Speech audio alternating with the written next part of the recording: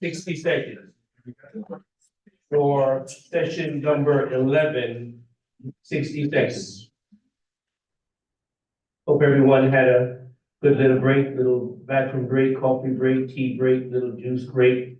And the weather is great again outside. So I don't know, Doctor, if we can finish early that they can enjoy some of the spring weather in New York. What's the weather in London today? I think similar. It was raining yesterday. Oh, raining yesterday. Okay. All righty. We're catching the snow today. Oh, really? That's that London weather, right? Well, good. Well, good afternoon. My name is Professor Gregorio Mayers, and it is indeed a privilege for me to be the session chair of this workshop. As you can see, entitled Financing Opportunities for Minority Developers. We brought and assembled an excellent team of panelists for you to hear and learn from. They're subject matter experts. And the goal is that you can take this back to your respective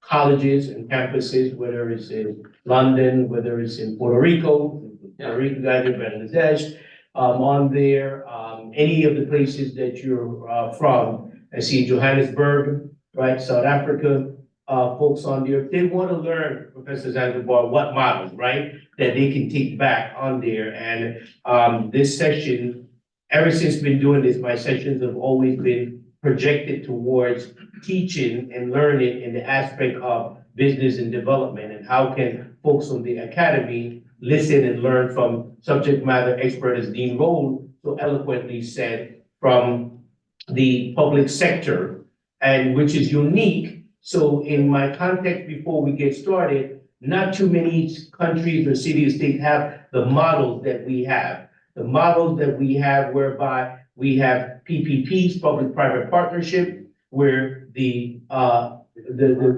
government really invests in it and get the private sector. I worked on a project, Harlem Children's Zone, where we gave 60 million. Goldman Sachs, the big firm, gave 40 million, and Google gave 5 million, right? It's a PPP coming in here to build. So there are a number of models, Dr. Crump, that the city and the state use, but more importantly to their incentives and their programs to help this happening.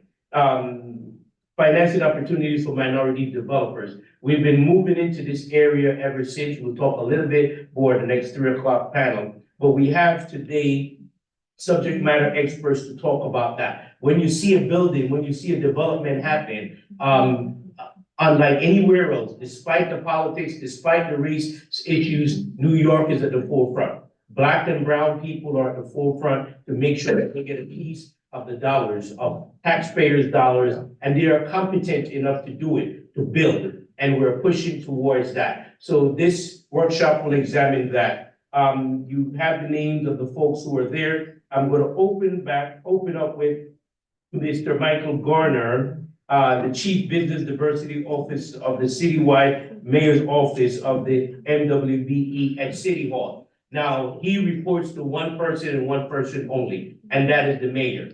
And he's going to talk and put in context how much money is available in this great city for procurement, for development. And then after that, because he has to go back to City Hall to run the city that never sleeps, we'll turn it over to Niles, Stewart, who is a banker. And then, of course, to the youngest member on here, who's the younger developer, Joshua Brown, who's been doing really great in this city in developing projects. So without any further ado, you see his bio. I'll turn it over to Mr. Mike Garner.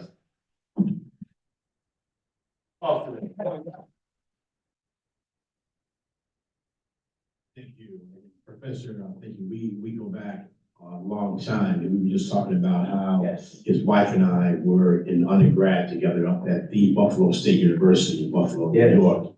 And he assumed the position in the Bloomberg administration. We were well ahead, focusing on creating opportunities for communities of color who have historically been shut out. And so under the Bloomberg administration, we partnered together in order to create opportunities for firms, once again, who have historically been shut out.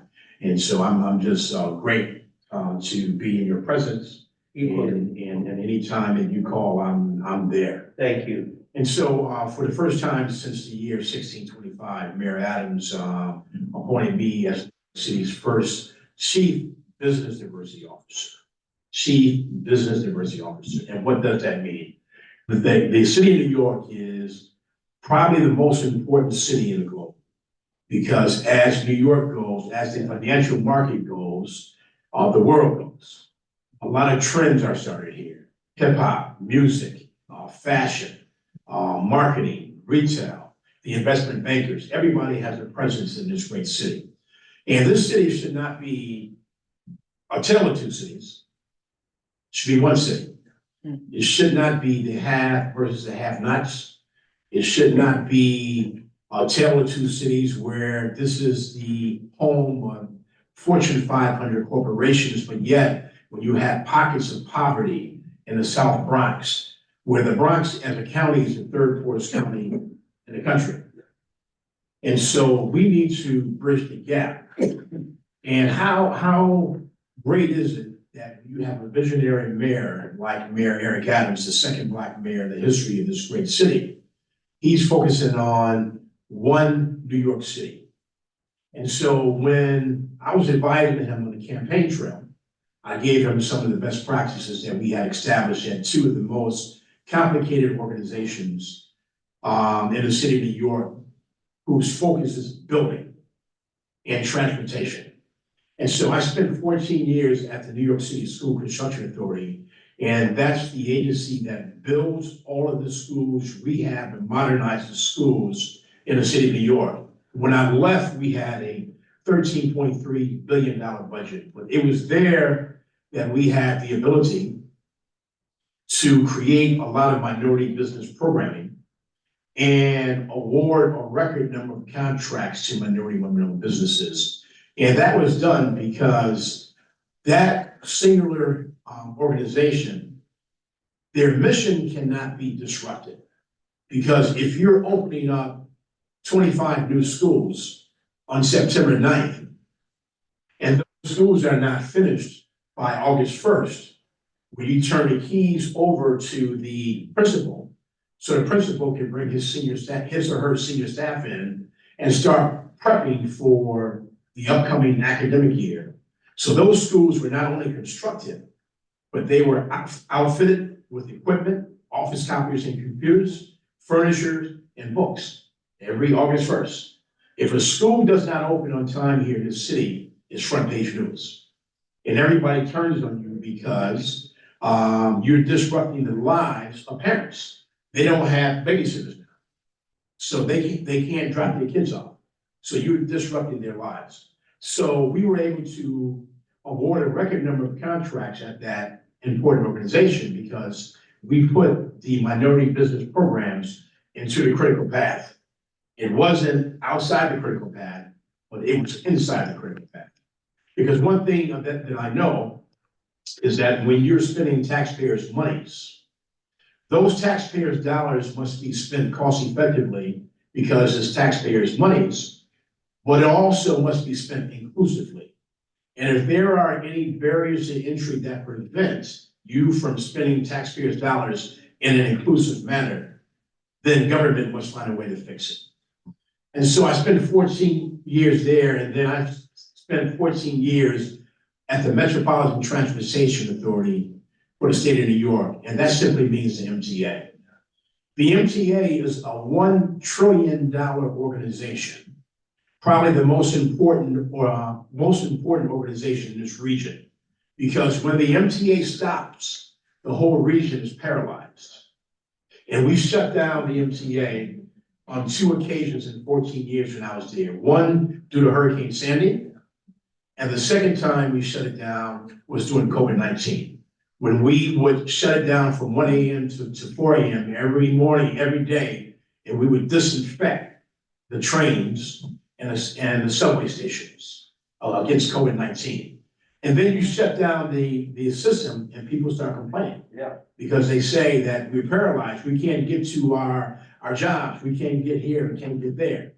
And so with that, in that organization, we were able to replicate the success that we had as a school construction authority. And we awarded a record number of contracts, and we tracked payments, right? Contract awards is one thing, that's a promissory note. But when you track dollars, those dollars go into those firms who have historically been shut out. And so during the 28-year period that I spent at both of those organizations, we paid $17.3 billion to minority women-owned firms. 40% of those dollars went to Black and Hispanic-owned businesses, 40%. And so we focus on eradicating the disparity within the disparity. Why is it that government cannot award contracts to Black and Hispanic-owned businesses? That's a myth. And so when I was advising Mayor Adams during the campaign, I gave him a glossy 10-page document that was entitled New York City's Minority Business Program, the First Day of Execution. And I gave him a lot of best practices that we had created, a lot of state laws that we had changed in order to pay that $17.3 billion in that 28-year period. And so the mayor called and says that although that we have considered other people, everything that you have done in your career has led to this moment. I want you to come join my administration. And Greg was part of the transition team, and we were talking because I wanted to ensure that I would only report to one person and that I would have adequate staff and resources in order to execute the day-to-day mission of the operation that I was going to be overseeing. Because too many organizations have a chief diversity officer with no reporting relationship, no budget, no staff. And so these entities hire a person in name, but they don't give them the resources in order for them to be successful. Very true. And so we've fought against that. And the mayor has given me everything that I've asked for because he understands that he has one mission. Mayor Adams's mission is to award $25 billion in contracts to minority women-owned firms by the year 2026 and $60 billion by the year 2030. And if last year was any indication, we're going to achieve the mayor's vision. We awarded $6.3 billion last year to minority women-owned businesses, $6.3 billion. And so we talk about these programs, but these programs are not handouts. They're investments.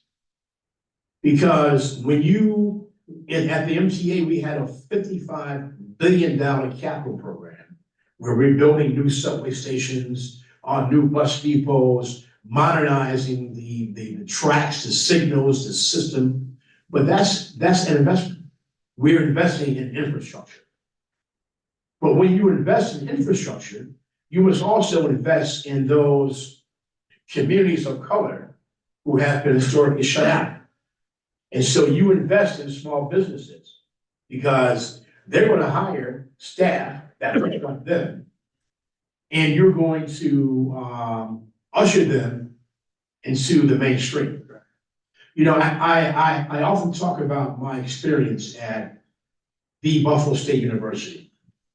I'm not sure about your wife. I think she came from a middle-class background. Yes. She probably didn't need the support that I got. Right. You know what I'm saying? So there were two dynamic individuals here in the city. One was named Percy Sutton. And Percy Sutton was part of the Gang of Four. And there's a iconic photograph you see four gentlemen dressed in suits walking down the street in Harlem.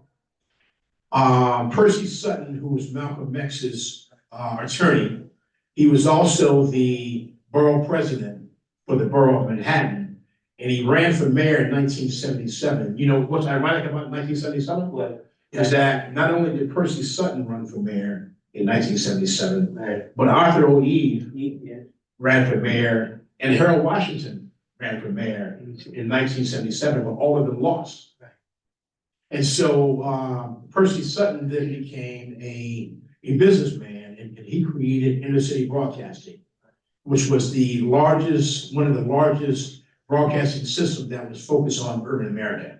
And then he and his partners brought the Apollo Theater. And so it was Percy Sutton. It was a guy by the name of Basil Patterson. And Basil Patterson was the first Black Secretary of State here in the state of New York.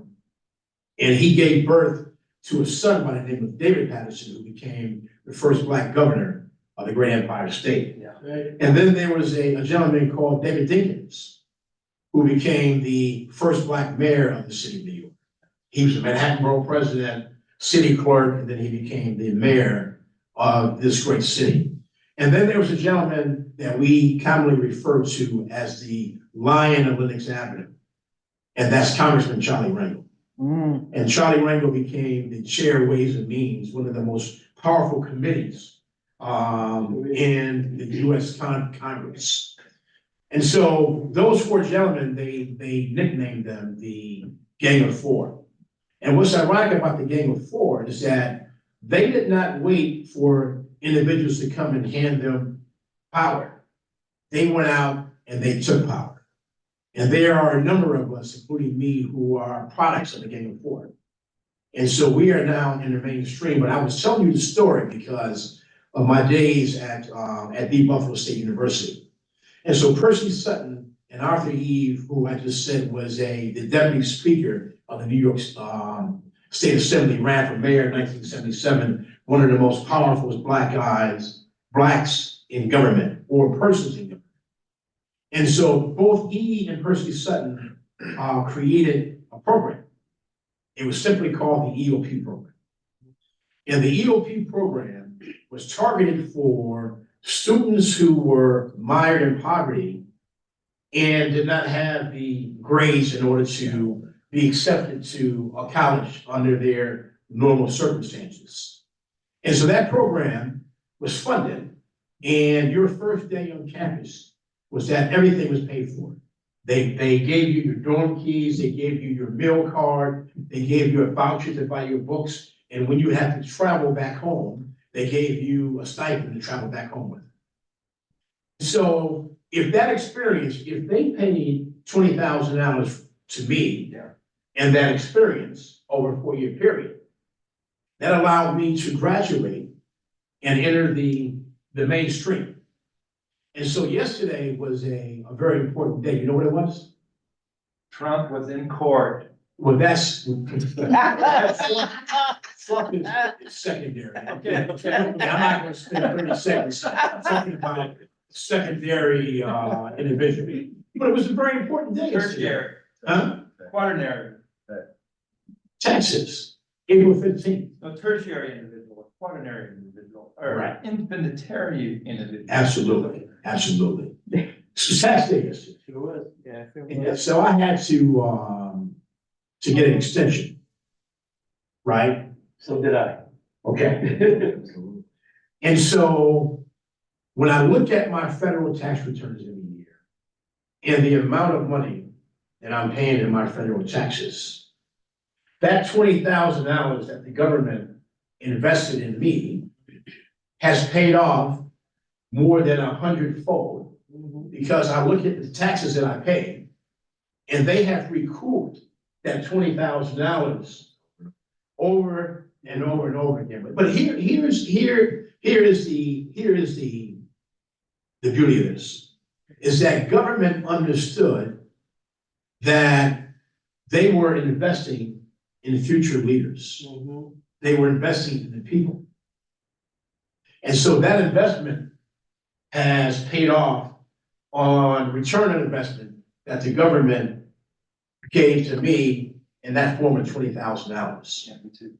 And so, as I was indicating, government has to find a way to not only invest in infrastructure, but you also must invest in emerging businesses, because they're going to hire more people, pay more taxes, and it's a win-win.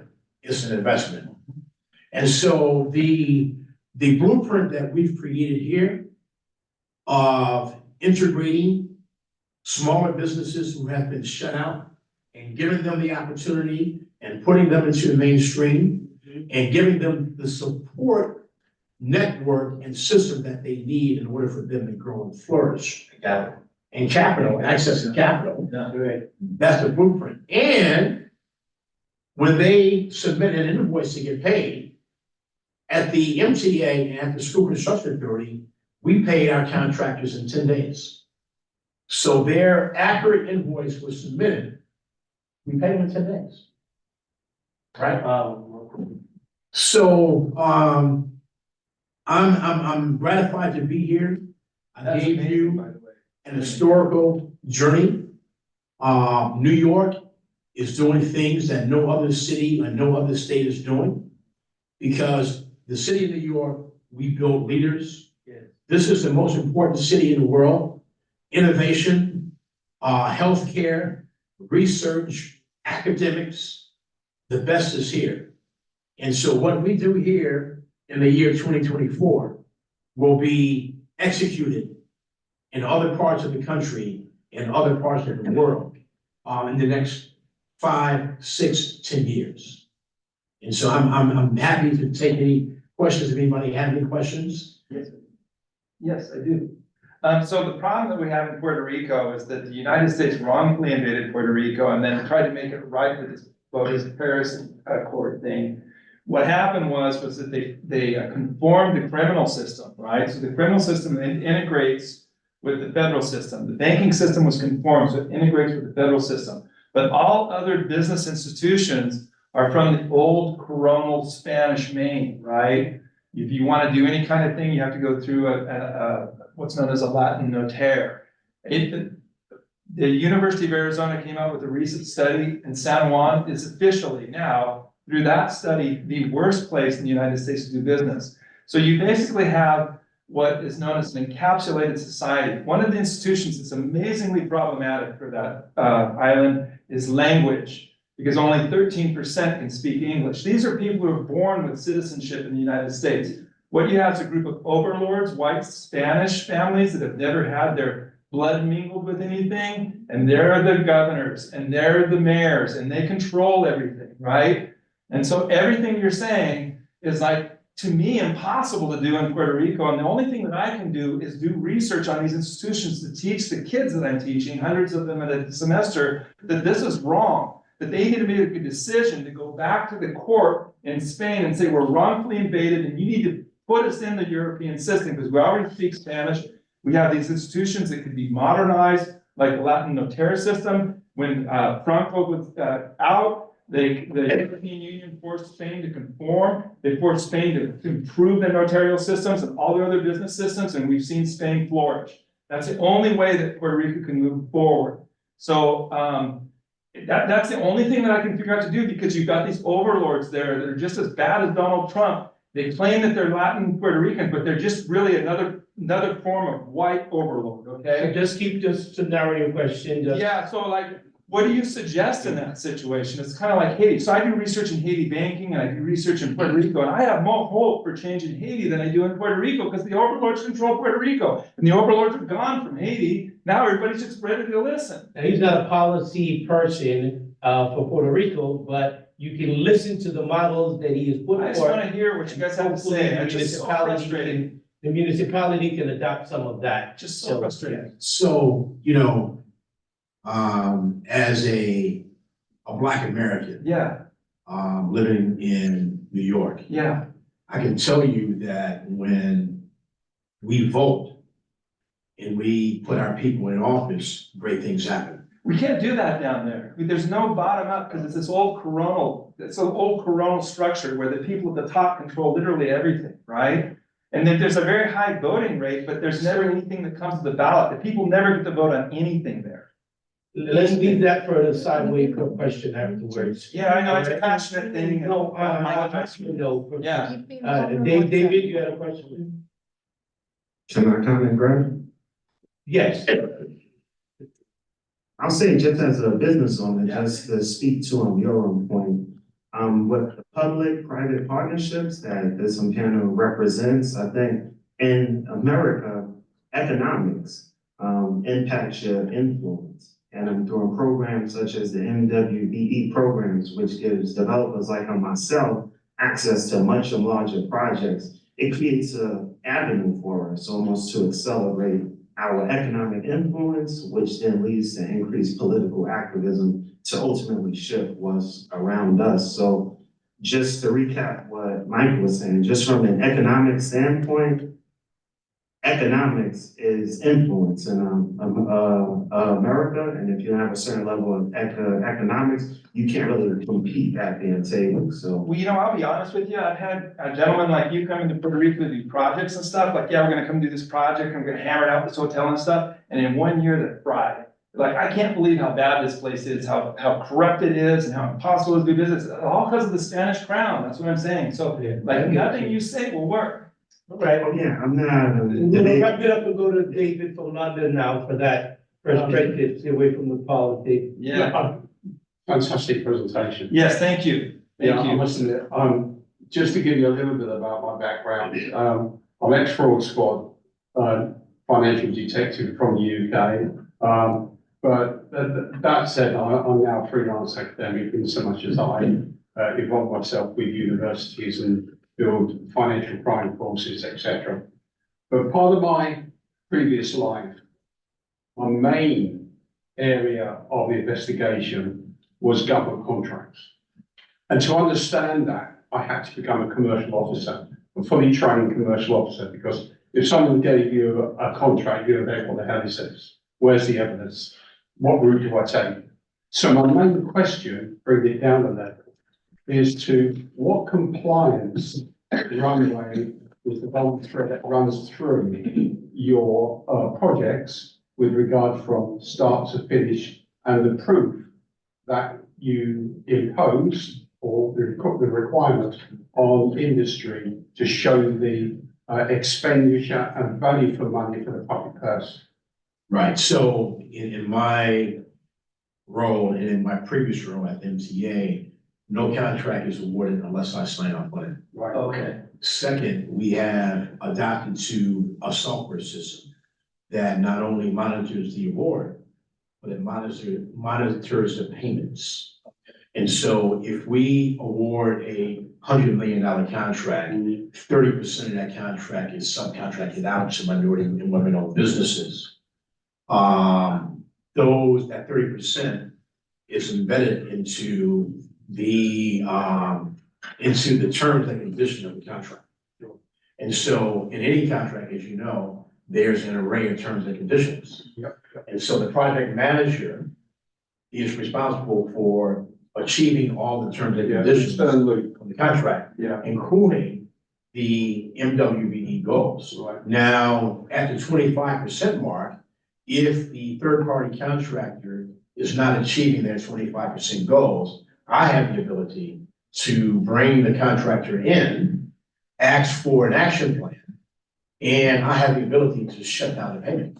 oh, good, yeah, good. And so, once again, if you don't recall anything else, always recall that the diversity has to be embedded into the critical path. Okay, yeah. I mean, one of the things that has been set up in the UK is that when there was a pool of money, it was every business that used to migrate towards it.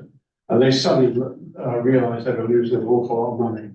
And they created what they called an integrated project team, which were a pathway between the government and the contractor. Yes. And so there was an equal level of responsibility that used to be shared, communication was stronger, and of course, expectation and results actually finally came, and we achieved value for money for the public purse. So yeah, brilliant. Yeah, thank you so much. Appreciate it. That's good. My business card was my great friend, the professor, and he can give you my email address if you have any follow-up questions. Have a great day and enjoy some of this. Absolutely. Thank you, Michael, for your time. I just want to talk about one thing. Michael, Garner and I have worked together for a little over a decade. I'm a lifelong banker, over 30 years in banking. My focus has always been giving access to capital to minority and women-owned businesses. We forgive you That's for being a banker. No, I'm a community banker. Community banker. Okay, you're okay. Community banker, right? So, and again, I've worked with large banks, but my passion has been with the community. Things that Michael talked about was minority contractors coming in and getting access to doing business with the MTA and School Construction Authority, which is huge. Right. The biggest obstacle to small businesses' success is access to capital, right? Without capital, you can't grow. You get a job as a contractor with the MTA, you've got to hire people, you've got to get equipment, and all this requires mobilization financing. I ran a program for 12 years with the School Construction Authority and the MTA. We did all the small bank I was with, did all the financing for these contractors. So they would get a contract and we would award them at the signing of that contract with 30% of what the contract value was. So they could mobilize, they could hire people, they could have the cash to go ahead and complete the job. In 12 years that we did the program, this will tell you how successful it was. We had one loan that went bad. Wow. And as a banker, and I was telling Joshua earlier, one of the issues with banks is it's more heavily regulated than the healthcare industry is. You know, if someone's fraud, it's important for us to protect the depositors' money that we're actually lending out as a bank. But one loan went bad in 12 years, and that's because it was a small contractor who died on the job. Right, so that was the only time we ever had an issue. These were solid contracts. We probably did over $120 million in small contracts to these people. In my time in community banking, focused in the New York City area, in the areas where I grew up in this neighborhood, Southeast Jamaica, Queens, Harlem, South Bronx, we deployed over $4 billion through the different institutions I worked for, a Black-owned bank and a Black-owned fintech, but nationally. So my specialty has been access to capital, not just as a bank, but as a CDFI, Community Development Financial Institution, which is a treasury designation set up as a lender to focus on lending in communities where they traditionally set aside to not get access to capital. And I met this young man, Joshua, he's going to talk a little bit about being a developer. As a developer who went through a emerging developers program, I sat on the board of a company called List, that did the program for them. I was a judge where they did their pitches years ago to help identify young developers that were doing projects and help them find the capital so that they could succeed. So I'm gonna keep it very brief. I've got a lot of time and experience that we can talk, and Greg has my information if anyone wants to follow up later on. I'm now lending to developers and small businesses through other sources other than banks as well. So capital is out there more now than ever. You just have to have the connections to identify where it is. I'm a banking professor, so how did you keep your default rate so low? That's pretty amazing record for me, right? So one of the things that the CDFI is a community bank, Yeah. you're not just a number, right? So you think about a bank like Citibank, you're Citibank has horrible underwriting, right? horrible underwriting, but also so many clients that Yeah. they play the average. But they don't use common sense either. Right, so we did common sense lending, and we're also a community bank, so we engaged with our borrowers on technical assistance. We kept in touch with them, we had Okay. relationship managers that Yeah, worked that's with them. We monitored the jobs, you mentioned earlier about make sure that there's continuity. We Cool. worked with the MTA and School Construction Authority. So if they came with a contract, we worked with who the issuer of that contract was, and we spent a lot of time with the clients as well. That's just amazing. You should be really proud of that. No, we. Yeah. Excellent. So let's hear from Joshua, who's, if I may say, Yeah. age 36 years old, done projects over the millions of dollars. And this is what we're talking about, the case study. How do we have someone at this age to move up in this arena and is very successful? So Joshua, tell us a little bit about. And how I'm 3 you- times the big. And we know he's never defaulted. Right. Good afternoon. My name is Joshua Brown. I'm a real estate broker, developer here in New York City, born and raised. As a emerging developer, someone growing within this industry, people like my colleague Niles, as well as Mike, as you know, systemically, Black people have had limited access to capital and resources, and we haven't been allowed at certain tables. With this today and in our current environment, we're making the shift so that developers like myself can go from the 5 million to 10 million project to the $100 million projects. That's where partnerships with the NTA come in. That's where relationships with community banks like Carver as well as others come in. For us early on, due to our lack of capital to projects, we had to go the VC route. As you all know, sometimes you start a business, you have family and friends, you have to pool the money as well as using venture capital money.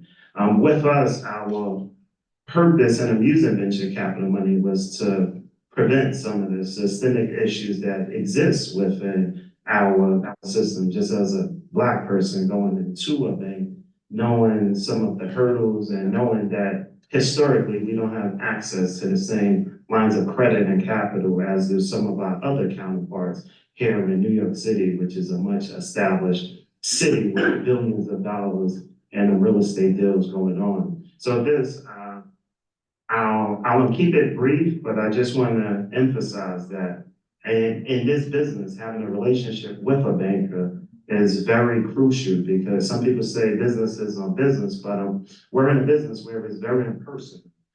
Being able to get someone like Niles or having access to a Michael Garner who can facilitate conversations and meetings, it really makes a big impact. So in this industry, just as minority developers, we use our economic capital, but our social capital translates to just as much. And I think that going into the future, we approach all of our projects from a broad angle standpoint, because it's not strictly monetary, but everybody a certain gift and contribution to our deals. And just to recap what you said earlier, just the term developer, it can have a negative connotation on it, but developers go and create value. Oh, no, this is not a debate, it's just a statement. We go and create values, we take a lot of risks up front for returns that aren't guaranteed. I really hope that you didn't think I was saying anything negative about developers. Yes. I No. Just I just want to make a general tone, because like development has kind of gotten negative, and like just as a minority developer here in New York City, as you know, so we only make up about 5% of this industry. So that's why with programs like the MWBE and the fact that we have reciprocity with the city and the state, because of people like Michael, we're very fortunate, because now that puts me in a position to qualify for an RFP well up to 50 to 100 million, where in the past, I would not have had the ability to leapfrog. So just go back to emphasizing the public-private partnerships, because that's where we create the real value. Thank you. Thank you. And one thing really quickly, I worked for a community bank, Carver Federal Savings, for 10 years as chief lending officer. It helps when the person making the decisions looks like the people that are in the community, right? Absolutely, yes. At Carver, 80%, 80 cents on every dollar that we lent out was lent in the communities that our banks have served.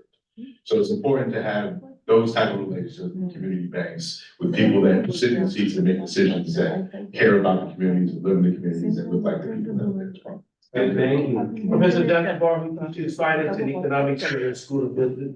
Yeah, so as a finance faculty, this is a selfish question because it's gonna help my research. Joshua, Yes. when you're going for banking capital versus VC capital, what differences did you experience and how they evaluations are?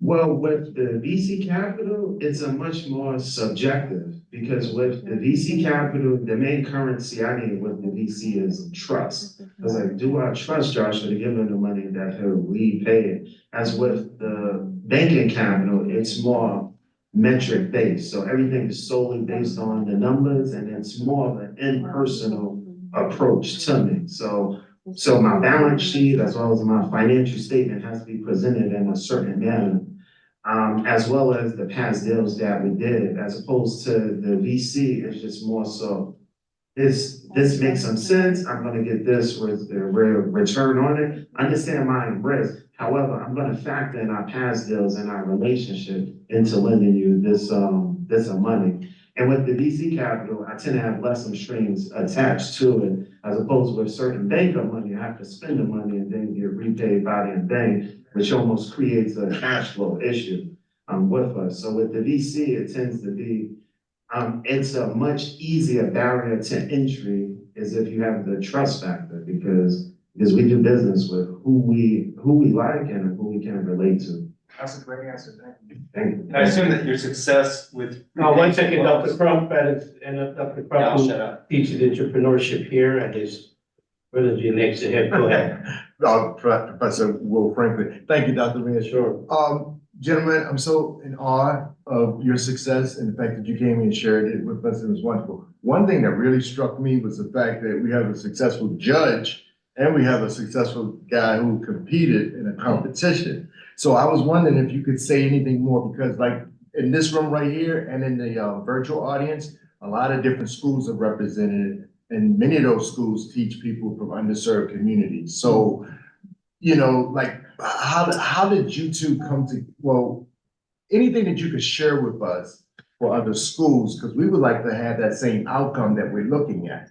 And so whether it's a judge, how he helped to develop an entrepreneur, or whether it was the program that brought the right judge, you know, anything that both of you have, I'd love to hear your insight on that. Well, I'll talk a little bit about, again, I talked about looking like the people that are in the community that you serve, right? So part of my role and part of my passion as chief lending officer at the bank was I wanted to be engaged with the community. So I sit on boards, I participate in making sure that young brothers like Joshua could be successful in what they're doing, women-owned businesses. So community banks are charted with focusing on community. So we would do pitch contests for women-owned businesses only sometimes. We would participate with lists and other organizations for developers, small business pitch contests like Shark Tank that you see on TV. We would do those and provide them with actual cash awards. So it's, you know, it's purely fortuitous that we had an opportunity to meet. Actually, Greg connected us again when he's working on a project that he's about to break ground on in a couple of weeks. So it's just being engaged in your community and participating in events like this as well. I guarantee there will be someone that will contact me here that will look for an opportunity to do something, and I'll try to help them identify a source of capital. It always happens when I speak. I just want to add to that, I'm very grateful for my predecessors. Apparently, they saw the need through lists to create a developers of a cohort program. So with that, they're on that fifth cohort, and I was able to connect with a lot of smart, capable developers, construction people, and it gave me a wealth of knowledge because I was able to leverage their resources and their relationships. So given that one to fifth cohort, I'm so grateful for that access, because just that access has allowed me to leapfrog and just prevent some of the mistakes they made coming up. So I'll shift it back to leadership and vision. I'm benefiting from someone's vision saying, hey, we don't have enough of these people represented. What can we do to create an incubator to allow them to come into space? And with this, we have amazing things just from people who are within that cohort, people that look like me, people I can actually get on the phone and really break down and say, Joshua, I want to see you succeed. This is how we do it together. But to curate that space, I think is so important. And for that, I'm very grateful. And in industry, to at 96% of my industry is white. So I have to consciously seek out these spaces. So I'm grateful that there was a facilitation of that to allow us to grow so that I can then bring in somebody else, because it's all about each one teach one. We want to bring others with us, because I don't want to be the only successful Black developer in this space. So I like the collaboration over competition approach. We're up to, thank you, get applause for that. And I would ask you a quick 30 seconds, have you encountered or worked with any other minorities who have been engaged in this process to assist you? Is it just all people, African Americans, or have you segued and have any opportunities to work with any other ethnic groups? Absolutely. In my current project now, we have a Chinese GC, and he's also MWBE certified. He's super competent. With us, we hire competency over race. So absolutely, we love our people, work together, but whoever's the most competent is who we're going with, as well as trust. And I've had the opportunity to work with Ponce Bank and Popular Community Bank as well, Right. in helping them foster relationships here. My wife started on with Boston. Okay. Yeah, she's a banker too. All right, there you go. We're a banking family.